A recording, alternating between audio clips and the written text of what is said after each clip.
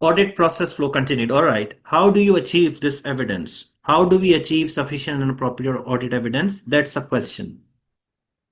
We do it by performing audit procedures, and when we will be during the live sessions and even in the recorded videos, you'll come across audit procedures like so many times. You'll also come across test of controls, or let me remove this yellow from here, substantive procedures. So there are two types. Second. So there are two types of audit procedures, test of controls or substantive procedures. Always remember this. Okay, don't confuse yourself. Test of controls or substantive procedures. These are basically these are you know, this is part of the verification process. This is part of the investigation. These are the procedures that you perform to obtain the evidence. When does the auditor perform procedures to obtain evidence? Now, we do it during the fieldwork stage when the auditor is responding to the assessed risk. And don't worry, in the next slide, we'll have a look at the stages of an audit. All right.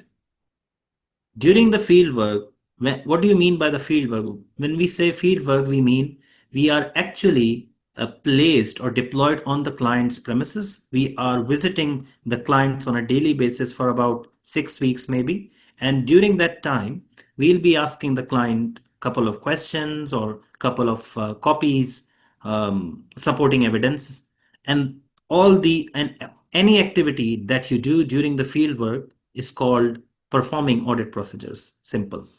When does the auditor assesses the risk? So the auditor assesses the risk at planning and risk assessment stage after obtaining entities' understanding and also their internal controls. Obviously, before the fieldwork stage, we have got the planning stage. And what do you do over there? You assess the risk. Okay. Remember always, procedures can never be performed until and unless you know the risk. Okay. And in order to know the risk, you have to identify and assess them, the audit risk. So it goes like this. You assess the audit risk, you perform the procedures, you obtain the evidence, and in the end, you form an opinion. Okay. Now, what do you do before planning and risk assessment? Is there anything that we have to do before planning and risk assessment itself?